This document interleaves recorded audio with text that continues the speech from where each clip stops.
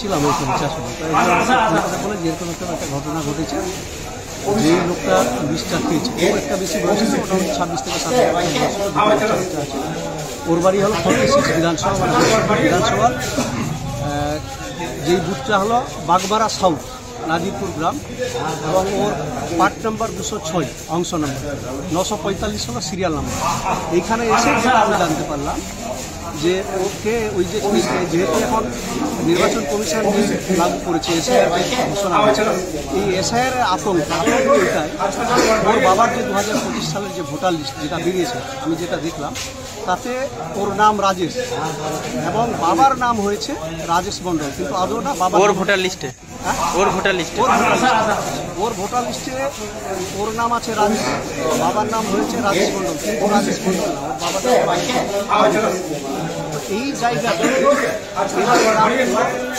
ওর মধ্যে একটা আতঙ্ক এসছে, যেহেতু বিভিন্নভাবে আজকে যেভাবে দিল্লির যে বার্তা এবং বিজেপির যে নেতারা যেভাবে আজকে সারা ভারতবর্ষের বাড়িতে পশ্চিমবাংলার এসআইআর নিয়ে যে আতঙ্ক আমরা বিগত দিনে দেখেছি, যখন নোটবন্দি হয় এই আতঙ্কে প্রচুর মানুষ লাইনে দাঁড়াচ্ছে, এই নোটবন্দিকে কেন্দ্র করে মারা গেছে।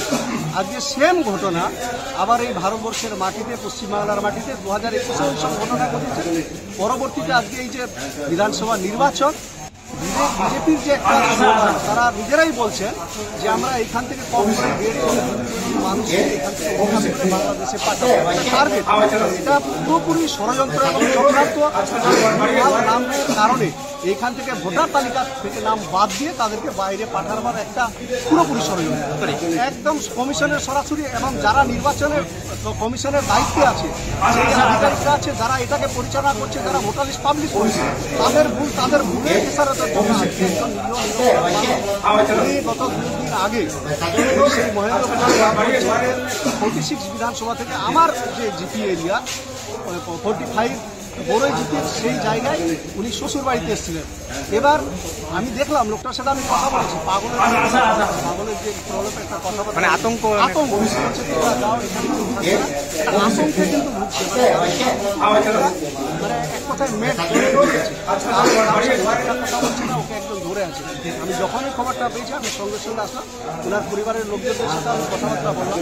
আজকে খেটে খাওয়া মেন বিষয়টা হচ্ছে এই হিসাবে বিজেপি সরকার যে চক্রান্ত করছে এবং বিজেপি সরকার এই যে এসআইআর যে একটা প্রোগ্রাম করে, এই এসআইআর আতঙ্কে অনেক লোক পশ্চিমবঙ্গে মারা গেছে। এখন বর্তমানে আমাদের হরিশ্চন্দ্রপুর বিধানসভার অন্তর্গত নাজিরপুর গ্রামের রাজেশ নামে একজন ছেলে, তার নাম হচ্ছে কিন্তু নামটা উঠে বাবার নাম রাজেশ।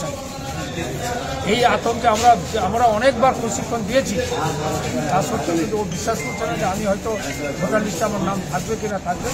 এই আতঙ্ক আজকে সে বিস্তার, ওর বাবার নাম হবে আদিল, কিন্তু সেই জায়গায় রাজেশ আলী হয়ে গেছে, ওর নামও হচ্ছে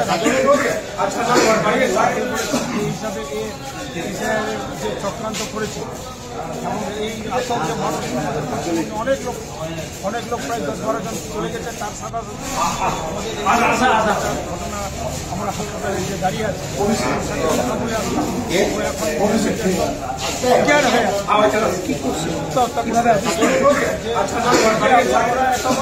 ওর ভাইরা এখানে আছে, মল্লিক সাহেব আছে, ওর ভাই ওখানে দাঁড়িয়ে আছে। এটা এসআইআর আতঙ্কে অবস্থা এমন অবস্থা আছে। মুখ্যমন্ত্রী এবং সর্বভারতীয় তৃণমূল কংগ্রেসের সাধারণ সম্পাদক অভিষেক বন্দ্যোপাধ্যায় তারা বলেছে যে প্রকৃত ভোটারের নাম বাদ পড়লে তারা নির্বাচন কমিশন ঘেরাও করবে। তো এই নিয়ে এইভাবে আপনাদের এলাকায় ঘটছে ঘটনা, কি বলবেন? বলেছি মানুষকে তো আমরা বুঝাচ্ছি, কিন্তু অনেক মানুষ তো বলা সত্ত্বেও একটা একটা মাথায় ঢুকিয়ে নিয়েছে যে হয়তো সেই জন্য